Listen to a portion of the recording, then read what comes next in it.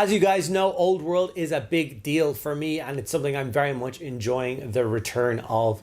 Obviously, this week we have announced the return of the Empire for Warhammer the Old World, which is of course one of the largest collections of miniatures I own, is my Empire collection. I love it, and I cannot wait to use the new Arcane Journal, dive in, and start playing with that awesome army again. When I did my first battle report for the channel on the Old World, I of course dug out my Empire and had a game. Didn't quite go according to plan. We don't need to get into that, but it was great to see them on the table again, and I'm very excited to start painting more miniatures for that and trying to design new and exciting armies. One of the models that I've had on the back burner for that army for a very long time is the Empire General, the plastic kit, the foot and mounted one. I had one of the mounted ones, sat in a case, built, not even sprayed for many years, so I thought it's time it deserves a coat of paint. So that's what I do in today's video. I'm going to get that model painted up in my Stirland colors, add it to my collection, and yeah, basically be preparing for the new Arcane Journal. So hopefully you guys are excited to see this as much as I am to do it.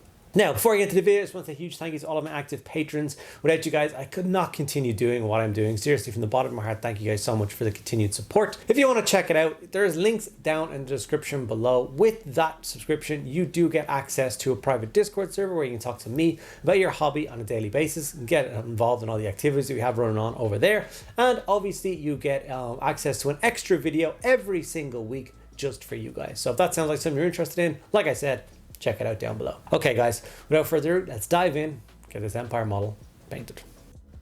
Okay, so this is the Empire General that I built all those years ago. I think the reason he is built this way, I can't really remember, but it's definitely not the style of Empire General that like if someone gave me a fresh Empire General's kit, I would build him with a big floppy hat and a shield in one hand and the lance and have him looking really sweet. I'm not overly enamored by this particular build. And I think what I was trying to do all those years ago was use him to represent a warrior priest on horse. I was very keen on warrior priests. I still am quite keen on warrior priests. They're one of my favorite things in the Empire book. So I think I went for a bald head and a big warhammer, and that's in my head. I told myself that's all I really needed to do to count him as a warrior priest. I probably played him in 100 games as a warrior priest for all I know. Who knows? So the first thing I had to do, of course, was clip him off of his old base because it is the wrong size, get it cleaned up, get him on something more heroic, some, you know, giant heroic stone, rearing up, looking awesome. And then I had to switch to my Uniforms and Heraldry of the Empire book to try and figure out what color scheme I was going to do him in. I was tempted to do one of the random ones, not random, but random to me, as I have quite a gigantic Stirland army. But I realized as I was kind of flicking through the book that I don't think I have an Empire General on horse painted for my Stirland army. So that of course just led me down the track of like, why not just add him into my army? So you guys are going to see me paint this guy up as Stirland. Now, one of the things I do want to do moving forward is, if anyone has seen some of my other videos like the Skaven videos or my Tyranid videos where I do 3 schemes in one video, I'm planning to do those for some of the Empire free cities. So if you want to see those in the near future, you will see Empire State Troops painted on a whole bunch of different schemes on the channel. So if you want to check out those, make sure you are subscribed so you don't miss out on those future uploads. Okay, with the model rebased and ready to paint. Ready to paint meaning that I sprayed it black and then sprayed it gracier.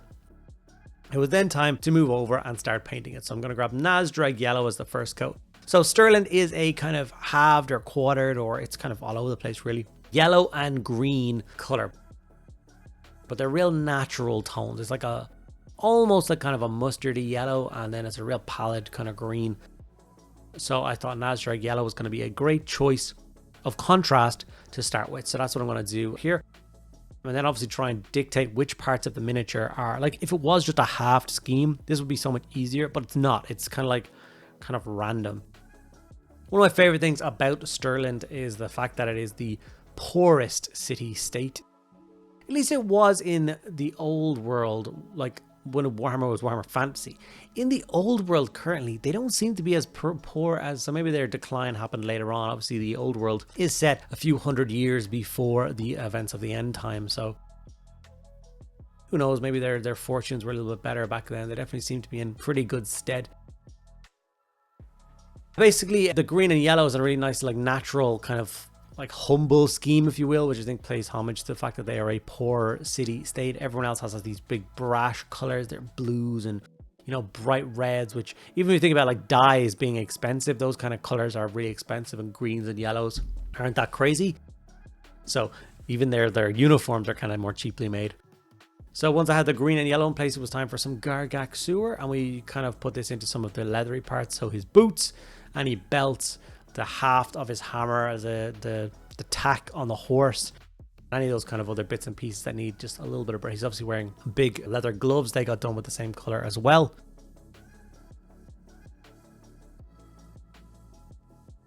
Like the dark leather seems like a really rich, once again denoting wealth. I think some of the lighter leathers is maybe not as well made.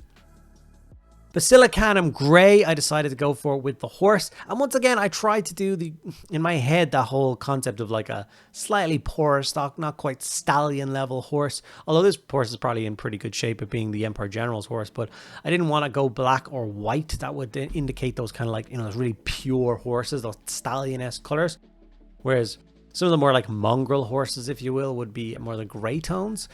Anyone out there who was mega into horses and is going to comment that I'm super stupid and all wrong about that, I'm sorry. It's not like factual. It's just what my head thinks of.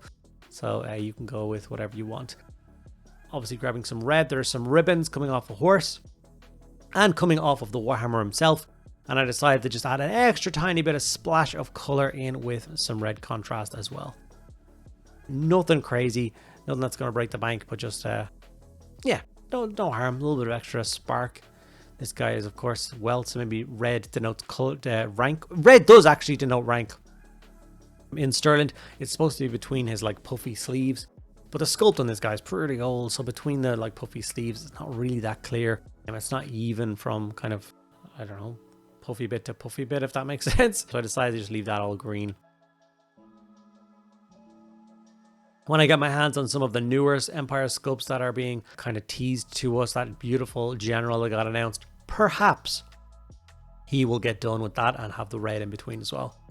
Although looking at all of his new mercenary stat lines, if anyone has looked at him, he apparently is quite keen on having mercenary forces added into the army. And because I'm also doing a large Dogs of War army as we speak, that general may very well end up fully painted in my orange and black scheme and added into my Dogs of War Empire army. But that's a story for another time. Okay, we've obviously blocked in all of the silver parts. It's now to move over to the gold parts. Figure that out. So obviously this is an Empire General's horse, so we're going to go for a lot of gold trim around the armor plates, all of the iconography, the twin-tailed comet, the Sigmar. It is one of those weird things now, because they've obviously changed, like I said, the lore. They've gone a couple of 100 years back from the end times, and in the end times the Emperor was Karl Franz. And that's why there is Karl Franz written all over all the different Empire bits of armor and shields and stuff like that. But in the old world, he is yet to be born. So why Karl Franz is all over these guys' armor, I don't know. I'm not quite sure what to do about that. So I've decided to just ignore it and hope nobody else notices. But yeah, someone else probably filed them off or filled them in or whatever. But I'm just not that motivated, you know. I'm okay with it as it is. I feel like if I tried to cut something off or fill something in, I'd just make a mess of it and make it look worse. But yeah, obviously jumping onto the rider and adding the gold trim on for him as well, given his knee pads. And the twin-tailed comet coming off the side. Obviously some details on the Warhammer and other bits like that. Guilliman flesh for the skin, and obviously everything else is covered up, so it is just his bald head. Starting to come together now. We are very nearly ready for the shade stage on this miniature. And then we start the beautiful process of actually layering him up. So far so good. I like the color placement on the horse. And it's time for Seraphim Sepia across the entire thing. So obviously I have not delivered as much old world content for you guys as I did when it was first announced. I am still very much enamored with the old world. I'm so happy the game system is back. But the views on the videos obviously has started to lax a little bit, and unfortunately with me, primary focus for me is YouTube. If my Patreon was bigger, I could perhaps stop paying attention to the algorithm so much. But as it currently stands, I do have to pay attention to the algorithm in order to pay the bills, which means I do have to follow the popular content out there. So unfortunately, Old World had to take a back seat, and I had to move back over to things like Warhammer 40k and stuff like that. Okay, so now moving on to the layering process. As you can see, while the shade was drying and stuff, we did move over and get the base all done, apart from tufts. I'm going to leave the tufts off this guy until I think I get to paint those unit of Empire Knights. And then when the whole unit is done and he's sat in the middle of it, I'll add in all the tufts to the whole unit together so they kind of match each other a little bit better. But Averland Sunset was brought in and I layered up all the different yellow components across the model, whether it be the blanket thing on the horse, I don't know what it's called, or else all the different details across the rider as well. War Boss Green was then brought in for the reins of the horse. It's not the actual reins, it's the clothy bit that goes over the reins. Once again, I don't know the name of it. You know what it is. So that, and of course the different parts on the rider as well, some extra detail across the shield and stuff. I really do like how the horse is looking, so I'm going to keep this in mind for painting those Empire Knights myself. So Mechanicus standard grey, and then highlighting up the horse. That's all I'm going to do. One coat. I'm doing one coat highlights on pretty much every single part of this. Once again, there's definitely a charm to painting old world miniatures because they're not as crazily detailed. Even this general miniature here who is covered, and it's not like sometimes it does get frustrating. I am kind of moving a little bit more into that boat of some models are getting a little bit too detailed for me, and it's not because I dislike the aesthetic. I love the aesthetic. It's the time it takes to paint them. I'm genuinely concerned for the new Brutal and Cunning box set for the amount of detail on every single one of those little rattling guys. Everyone has a backpack who's holding a mug, and there's an apple, and there's a pliers, and there's just a million little details which are going to slow down painting that Scott up so much. That sometimes when you get to go back and just paint, a Free Cities guy or an Empire soldier, it's like, yeah, he's got, pants and a shirt and a breastplate and a weapon and a fluffy hat. You're done. Great. Most complicated it gets is his feather in his hat, and that's it. It's just, you can fly through miniatures, and it does just feel really, really good. There's my little grumpy rat over. Hopefully I didn't annoy anyone with that, but you know how it is. So many models to paint these days, and it's getting longer and longer to paint each one. Okay, we have gone in with some Iron Breaker, and we are touching up all of the metallics, and I mean all of the metallics, both gold and silver with this color, getting it looking nice and fresh. Basically just making it pop. This is nice plate armor. If it was a standard state troop, I probably would have done highlighted with lead belcher, keeping it a little bit darker. But obviously this guy's armor is of a higher quality. It's kept quite polished by a squire or something, or an artisan. So it's okay to have it just be a little bit brighter. Going into the face, obviously we are going to go Cadian and Kislev. These are the two colors I tend to do for pretty much all of my Caucasian skin. I do tend to throw a Berserker Bloodshade in between them, just add a little bit of a rosy redness. Not everyone's into that, but if you are so inclined, before I put this Kislev on, I did a watered down Berserker Bloodshade over it just to add that rosy color back in.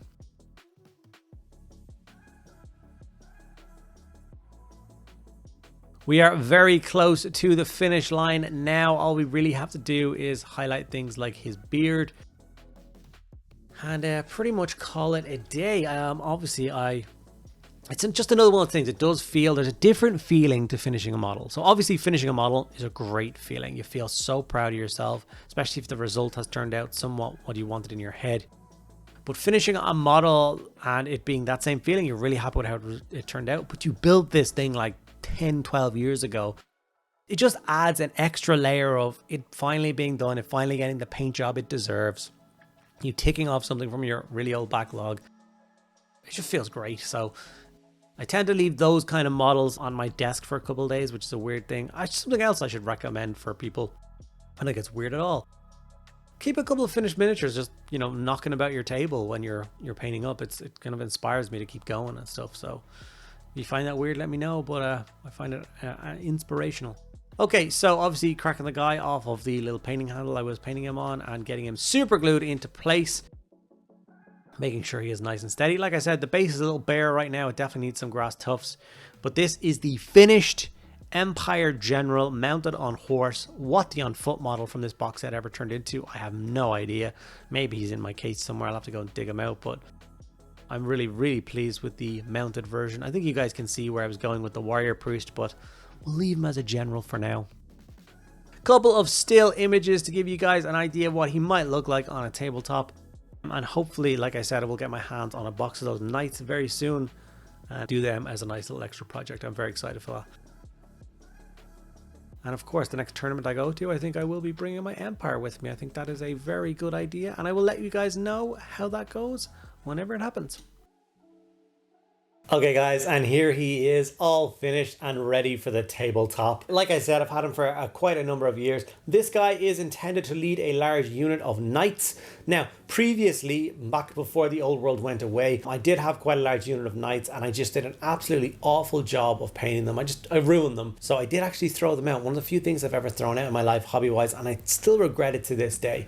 But now Games Workshop are giving me another chance with the knights being brought back, and I can't wait to get those models, do my best to try and make them look nice, and have this guy leading them into battle. So that's my current plan. Hopefully you guys enjoyed this video. If you did, give it a like, ask me any question you want in the comments below, and make sure you subscribe. Those 3 little things cost you absolutely nothing, but it means the world to us creators. Basically pushes our videos out to more people, and yeah, just does good things. So make sure you do those things if you've got the time. And also, if you want to support the channel even further, help me make more crazy content, like I said at the beginning, Patreon, linked down below. It's very helpful. All right guys, thank you so much for sticking around at the end of the video. I'll see you in the next one.